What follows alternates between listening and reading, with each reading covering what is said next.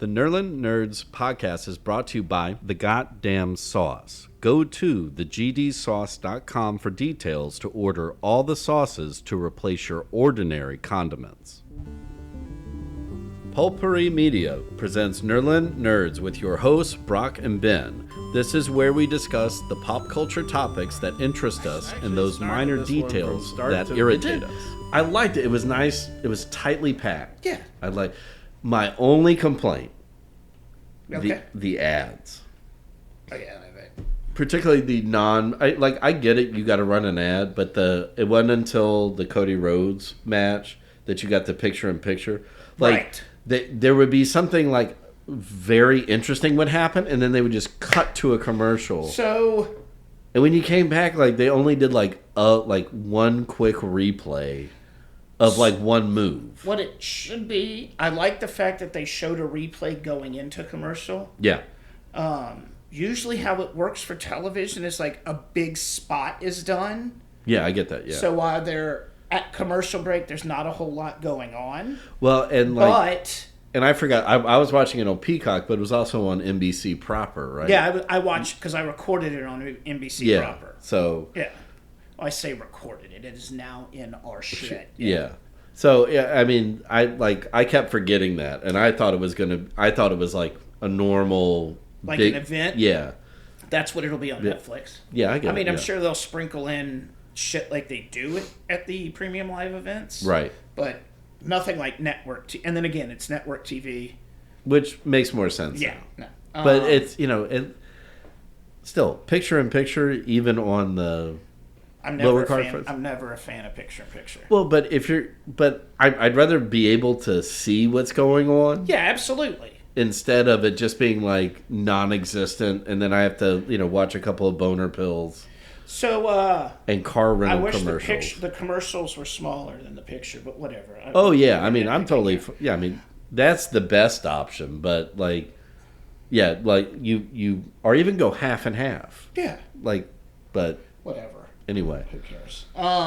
So what was the first? But wait, I used to be so excited for the Saturday night main events. Yeah, what network were they on? It was on NBC. See, okay. Yeah, except they are going straight old school with this. Yeah, but back then they didn't start till like 9 or 10. Yeah. And I think it was when Saturday Night Live was off. Like if they had a week and they were like done once a quarter. So back in the day, they had TV shows where you didn't get a whole lot of wrestling. It was like a dude and a jobber. So when you got Saturday Night's Main Event, like you got to see two superstars finally fucking wrestle. Yeah. Before pay-per-view, people. That's where, And so that's where all the VHS tapes came from. Correct. So like that I fucking loved that shit as a kid. Like, and then you got pay-per-view and all they milked that nostalgia teat. Yeah, they should have. That udder is dry now. Like, No. Greg the Hammer Valentine was out there with Coco. I was impressed with myself that I knew who every single one of them was before they put it up. But the Coco Beware. Yeah, but Valentine looks good. Yeah, Tito Santana looked like he did when he was wrestling. Who was the Some of them don't, but Jimmy Hart. Yeah. Ooh, he's got some miles on him. There's a lot of makeup. Jesse the Body Ventura being a true heel, on commentary, like Bobby the Brain. I really miss having a true heel. Shut up, Michael. He's doing the best. Talking, praising the bad guy. Well, there were at least 5 dudes I saw on TikTok being like, "What's Jesse's problem with Cody?" Well, no, he's a heel. What the fuck? Sure, it's your power, Cody here. Did you hear him squeeze this jewel in? They were talking about the build-up to Cody Rhodes and Kevin Owens, and they were talking about Cody Rhodes' union with Roman Reigns. Right. Jesse went off on you know who needs a union? The boys in the back. That's who needs... And then his mic cut off. He said the U word. You can't. And then it came back. Then it came back on. Swear to fucking Christ. The boys in the back. So, he's talking about the ring boys. No, I think he's talking about the wrestlers. Oh, yeah. That's what you call them, the boys in the back. But yeah, I mean, all of them. Unionize. Or maybe anyway, the ones that got molested. I digress. They need money. So we start with Drew McIntyre and Sami Zayn, which was fantastic. Oh, yeah, that was.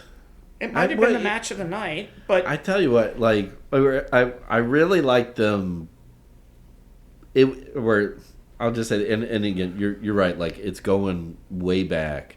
But, like, yeah, I mean, normally on a pay-per-view event, that would have been like a 30, 45-minute match. They got that in like, what? 15 minutes? Yeah. Perfect. And it was... a TV match. And it was brutal. Yeah, no, they went quick. Yeah. Like, Sammy attacking him right from the jump, and then Drew just getting mad the rest of the time, which is what it needed to be. But he got him good at the end, though. Yeah, he did. And now, like, Drew McIntyre is slowly picking off everybody. So, it'll be interesting to see what happens tonight. Yeah. I bet he declares for the Royal Rumble. Then we had Liv Morgan and Io Sky. That was a good match. Yeah, Io Sky had, like, a couple of hiccups, but they covered for it. But again, you know, whatever. She's flying around the ring anyways. But, like, Liv is moving, is not only is her persona... Dude, her in-ring work. Right. Like, I mean, she's she has good. Slowly gotten... Like, at first it was like, I mean, she can kind of wrestle. She's pretty and she can talk. Now it's like... And she's... might be MVP of the year. Well, I mean, she took down... She can be the Rhea wrestler, Ripley. And she's been in one of the best she broke stories. Up. Yeah. She broke up the Judgment Day. Right. She's been champion forever. Yeah, and, like, defended it multiple times, too. Yeah. Yep. And, like, this one, she pinned Io Sky clean. Yeah. Like, there was no Dominic, no nothing. It was just a clean match. 8 minutes or so. Perfect. Exactly what it needed to be for TV. Yeah. But you got a championship match. But I would probably have to say she's now de facto leader of that new wave of women. Yeah. Of, like, her and Rhea Ripley. Who are really good wrestlers. Her and Rhea Ripley. And they've already got the other shit down, but now, like, they're mastering the art in the ring. Just wait till Becky Lynch comes back. Yeah. But yeah, it was like Becky Lynch and Bayley and Charlotte. And whatever the next class that's going to come up in the draft. Yeah, exactly. Transfer window. Yeah, thank you. Yeah. Transfer. So, fun match. Loved it. Then we had Gunther, Finn Balor, and Damian Priest, which was... slap fest. Boy, you had two... I love the presentation of the tale of the tape. Yeah. And Pat McAfee was like, we got 6'5", 250. We got 6'7", 250. Finn Balor was and then we got Finn Balor, 5'11", 156. Yeah, he got 1% body fat. Right. Yeah. I remember that part. Like, okay, that's fair. But, yes. like, you knew he wasn't winning that. I would have loved for him to win. I mean, that would have been a fun turn. Right. Yeah. But, you know, it's what they always do. You had Finn and Damian trying to fuck each other, and Gunther just out there murdering people. Did you see him save Damian Priest's life? Yeah. When he picked him up to powerbomb him on the stairs? Damian Priest's foot hit the stairs, so he couldn't get him up. But he held him and double pumped and was able to do it. But, yeah. Apparently he got lots of praise because Damian Priest could have fucking died. Sure, yeah. But, like, I mean, Gunther knows what he's doing. He's a fucking professional wrestler. Yeah. That was a hard-hitting match. Yeah. Exactly what it needed to be. Yeah. But, like, again, in a tight window. So right. it was a television match. Yeah. There was not that much downtime. No, the downtime that they did have, it was like Joe Testatori and Jesse the Body Ventura talking, which on the perch, right? Which is exactly where all the shit used to go down back in the day. Right. Look at Ludwig. Yeah. So yeah, awesome. Gunther won. Got a swag back. Yeah. Good. Perfect. Then we got the United States Women's Championship. I don't care. Who was in that? Chelsea Green and Mitchin. Chelsea. She won, and she's the inaugural champion, and she deserves that. Yeah. Like Tiffany Stratton would have been the other one, but she's got the Money in the Bank briefcase. Yeah. So she's cool. She's waiting. But Chelsea, and now think she's but you got to cash that in before the next Money in the Bank, right? I think by WrestleMania. Yeah.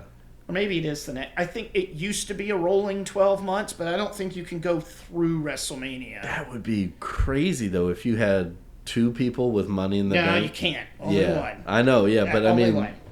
But what if somebody's like, I'm going to hold on to this for like 3 years? No, the contract's for 12 months. You can't be going against that. No, yeah. So Chelsea, as a heel, like, I want to talk to the manager heel, but she has her muscle and Piper, who's Scottish, by the way. Like, she could be like the honky-tonk man of the Women's United States Championship. That's true, yeah. You know, like, winning, but are you really winning? Yeah. I mean, come on. Well, but like again, like she could be perfect in that role. Chelsea's, I think, what we were talking about earlier. It's that the persona is fully crafted. Mm-hmm. Now you just have to get the product in ring, and she's gotten it's getting there miles better than where she was. Yeah, and I'm glad that they don't. She just used to like sashay out there correct. And like kick people. Now it'll be interesting to see because now she'll have to wrestle more. Right. But like I said, they can cover that up. Yeah. He's about to go scorched earth on Seth Rollins, by the way. Raw just started.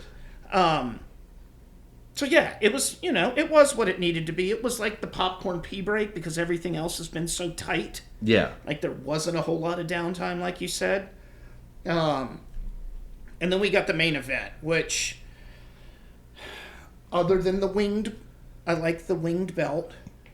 It is still not the 10 pounds of gold that Ric Flair's belt. Like the OG NWA belt. Like that's my favorite. Kevin Owens is right. Did you see his shirt, by the way? It was him, but it was like Dusty Rhodes, but it was like his head taped on it instead of American Dream. I think it said Canadian Dream. I tell you what, I am, with every appearance I see him. Kevin Owens? I love Kevin Owens. Yep, absolutely. He is. This run that he's on. And he's done this like many you're saying, time. Like the whole car thing. Yeah. Was fucking brilliant. Yeah. Which is, I mean, it's a different version, but it's like what Seth Rollins did, like found like some kind of kitschy thing. Yeah. And you just start milking it for all it's worth. He's the Seth Rollins on SmackDown. Yeah. Exactly. So he likes to fight. So anyways, Cody Rhodes won. He used a chair. Fuck you, Cody Rhodes. Yeah, but like he slammed himself into the chair. Yeah, he did, but that's... I know. And he also had the chair the wrong way, by the way. Yeah. It needed to be the other way. But I get it. You can't flip it over. It's just like, oh my God, it's there. Let's use it. But apparently everything happened... Afterwards, a package pile driver. Yeah. But whoa, we haven't seen one Cody of those. on a stretcher. And then stood on him. As they're trying to get him underneath the bottom rope, he stood on him with the belt. Did I send you that video of or Kevin Owens, I guess, was cutting a promo leading up to it, and they're there at the... I mean, this is where the Islanders play.